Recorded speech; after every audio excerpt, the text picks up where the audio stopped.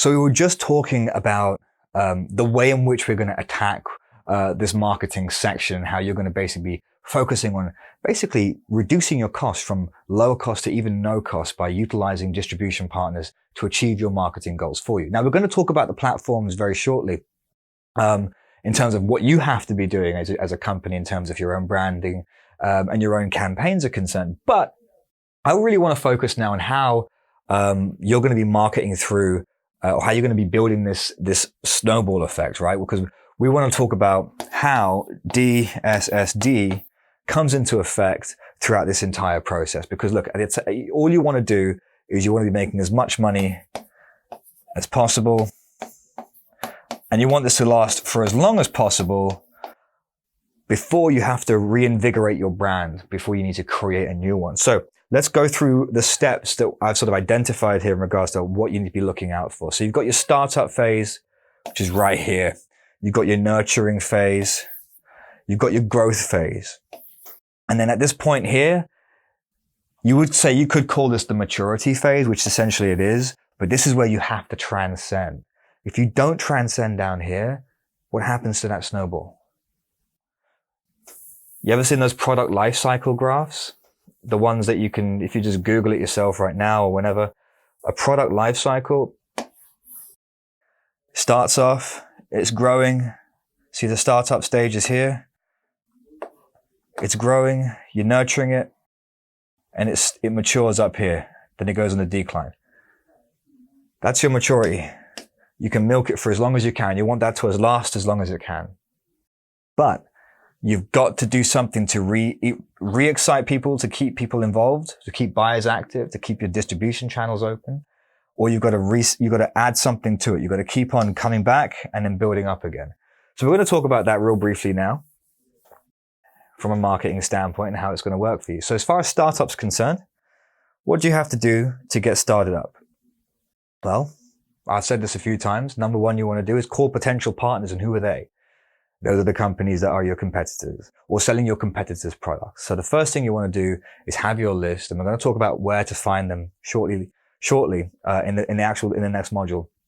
But that's the first thing you want to do. You want to make your list and you want to actually pick up the phone and call them or reach out to them in some way, shape or form. That's a direct contact method, not just, not soft contact. You want to be either calling them, direct messaging, email, that sort of thing.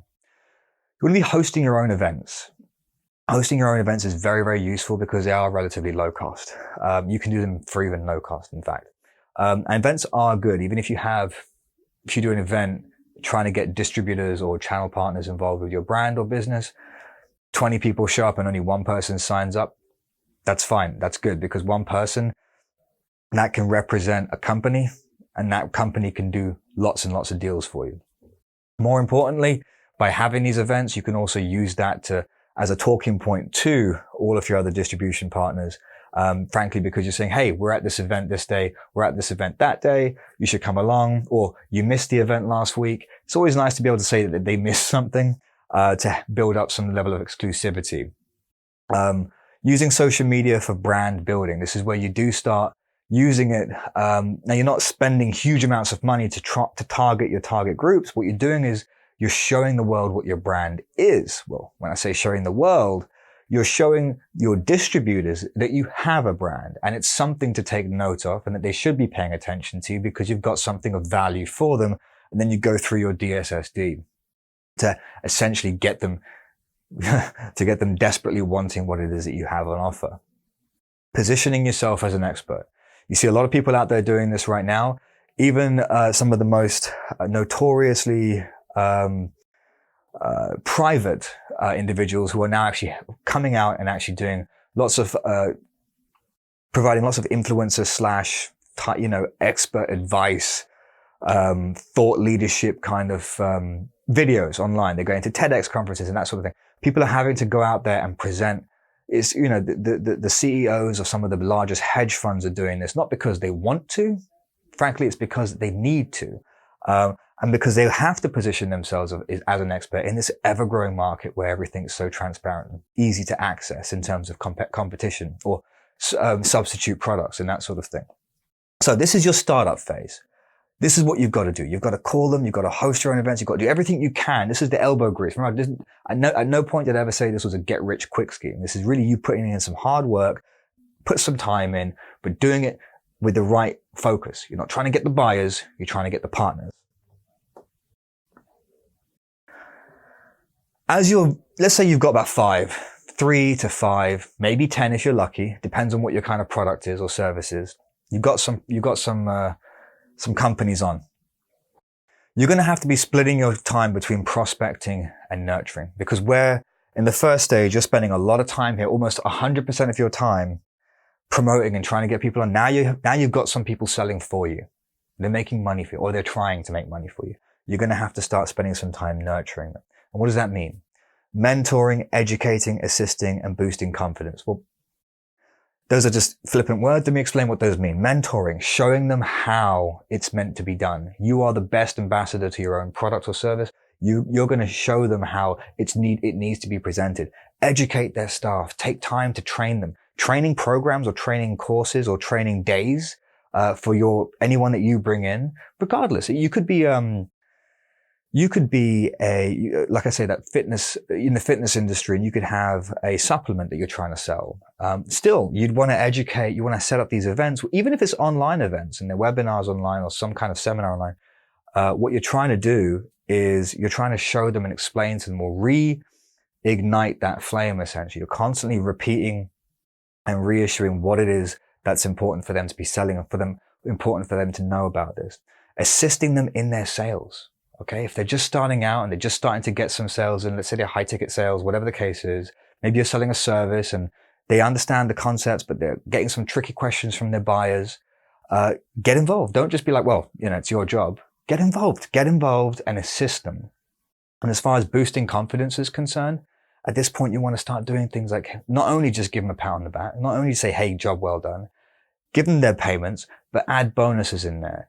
Add retreats, add sort of, depending on how good things are. You could do things like setting up little mini contests and that sort of thing to start spurring some level of igniting that fire. It's really pushing these guys to work harder, but not in a way that's like cracking a whip, if you will. Next section here is the growth phase. So you've got a bunch of these guys, these companies, and they are now selling for you. You've got a good handle on sort of how well they're doing. Okay. You're constantly reaching out to them. You're giving them as much training as you feel you can, whilst at the same time still prospecting for new distribution partners, which will never end, by the way.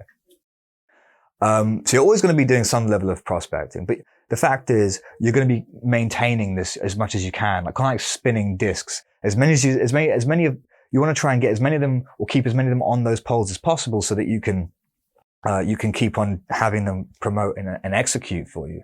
So you want to, at this point, the growth stage, you want to switch your focus to supply, because really at this point, you're going to make sure you've got to show confidence in the fact that there's enough of whatever it is that you have that's going to be sold. So that is really important for future pacing.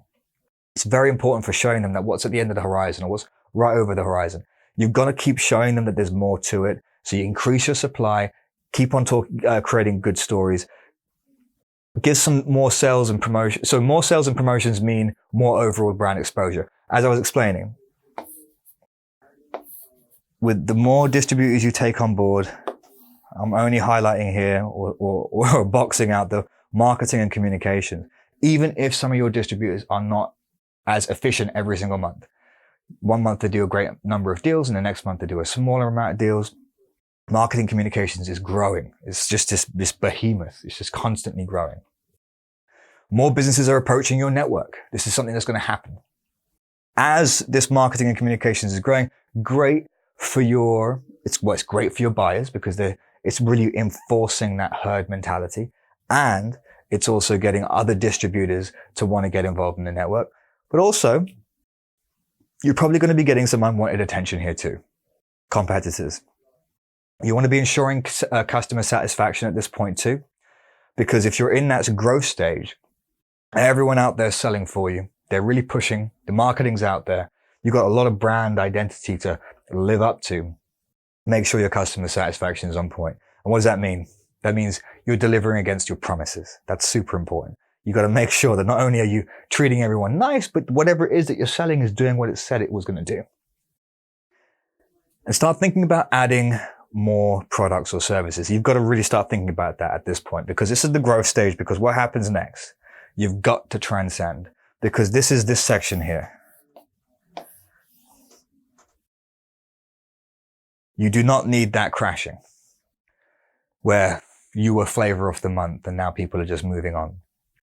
You've got a high growth level. You've got a good retention rate at this point. You've got lots of partners. They're all selling. They're all promoting. It's actually self-regulating at this point. You've got a good hierarchy in play. Lots of different companies by this point are very familiar with what you're doing. They know exactly how to sell it. They know exactly how to deal with problems. They've got a good relationship with you. They have a good relationship with the companies that work with them, if they have them, or their clients. And they know exactly how to execute and keep on selling what it is that you're doing. So it's self-regulating. And that's a beautiful place to be, because you can actually at that point, if you have everything on the supply side taken care of and the distribution side's taking care of all the money coming in, you're just keeping them inactive. You're just keeping those two elements in play. Actually gives you a lot more free time to start working on the business. I'm not saying go to the beach. I'm saying you got to work on how you can really invigorate and transcend here, because you've got to do something. Because if you don't, chances are you're going to end up it's going to be in a crash situation. You want to come back and try and build it, rebuild it again. So that's really me giving you the quick rundown of where you can see, or the trajectory with the snowball analogy there, the snowballing analogy. This is really me telling you where your head needs to be as far as marketing is concerned. At no point here did I ever say, oh, you're going to be doing direct sales. You're going to have to learn how to become a super high ticket closer. You're going to have to, no, all of this is to do with relationships and nurturing and maintaining those relationships. So we're going to jump into the next section, and we're going to start talking a bit more about the actual platforms now that are available to you in terms of a practical sense and how you're going to be using them. But this is really your dream sort of scenario. You want to start your entity right here. You want to just get busy, start calling, do the work that you need to do to get the 1s, the 2s, the 5s, maybe the 10 distributors on board. Nurture them, take time with them, really put time and effort into making sure that they got what they need as far as training, education, mentoring. Have that open dialogue with them, always be available to speak to them and actually build that with them. Make sure that as you're growing, you're taking into consideration everything that's in the mix. Don't be naive. Don't think that by having that kind of exposure isn't going to attract unwanted attention. Make sure that you have, or you're thinking about adding new products or services to your pipeline. Supplementary products, for instance, perhaps even complementary products or synergetic products, whatever the case may be. Start adding stuff to reignite other distributors who are trailing off, who are having reduced sales because they've tapped the market enough, and so on. You want to keep working there. Transcend. Make sure you've got a plan so that you don't just crash and burn. Happens all the time. And that, you don't want this to be 1 year. You want that to be, 101 years. You want that to be 15 years, 2 years. You want it to be longer or something sustainable, because it can crash fast if you don't have enough, especially if anything in this chain is messed up. If you don't have enough supply, the demand drops, whatever the case is, it can fall apart. So I'll see you in the next section. Let's start talking about platforms.